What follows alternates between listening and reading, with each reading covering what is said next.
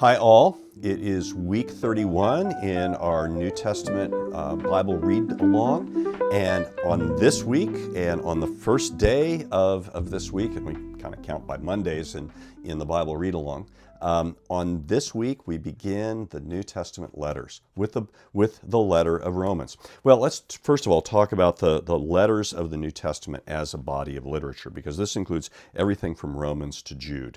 The first part of the letters in the organization of our New Testament is Paul's letters.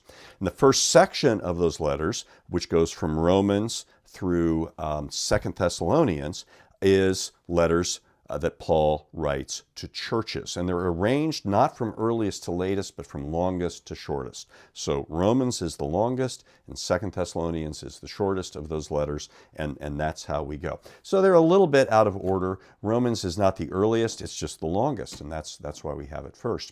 Then we have the letters of Paul written to individuals, 1 Timothy through Philemon. Again, longest to shortest. After Paul's letters, starting with Hebrews and going through Jude, we have the general letters, or a different way to put it is letters not written by Paul, but called general letters, as we'll see later, because they're written to the church at large, or large numbers of churches, and not just to an individual church. And so these are also arranged longest to shortest. Hebrews is the longest, and Jude is the shortest.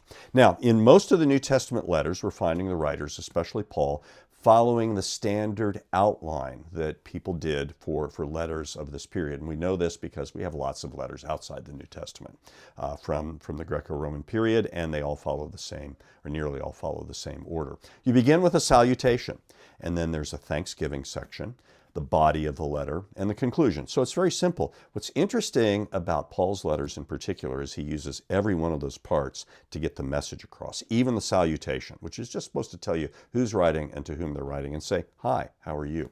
Even the thanksgiving, which is kind of a pro forma, oh, I thank the gods that you're doing well. No, Paul is going to thank the one true God incarnate in Jesus Christ for what we are receiving and how we are growing in the faith.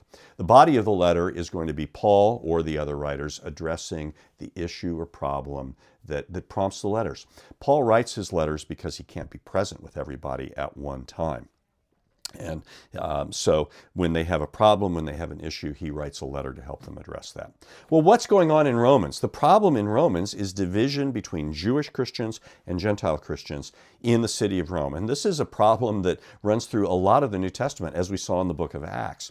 So the question that Paul is asking and addressing in Romans is, what does the gospel of grace teach us about ourselves and our standing with God, and how does that affect how we respond to Christians who are different from us? Because Paul doesn't want there to be a Jewish church and a Gentile church. No, all nations belong to one church. If we can use a word that's become unnecessarily controversial, the diversity and inclusion of the church, that's deliberate stuff, and it's important. It's an expression of the gospel.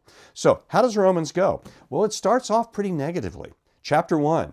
Gentiles are terrible sinners. And the Jewish audience would say, yeah, we know that. And then chapter 2 says, Jewish people, we're terrible sinners too. And they'd have to say, yeah, we know that. That's what the Bible teaches us. That's what our history teaches us.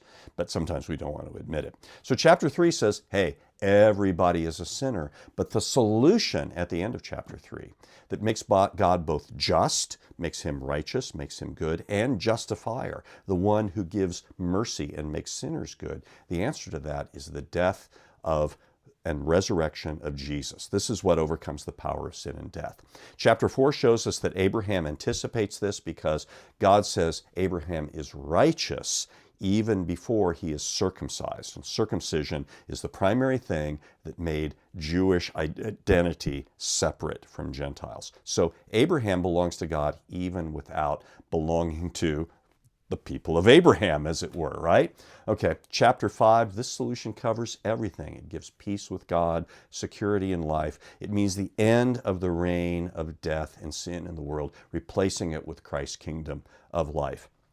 And so in chapter 6, even in the present, we are being transformed. We've already been raised to new life in Christ. By faith in baptism, we are raised to walk in new life. We serve a better master than sin. We are going to be married to a better spouse than sin. So an amazing story that Paul is telling, all of it leading to this thing, we better learn how to get along with each other, because that's what the transformed life is all about. That's what grace dictates.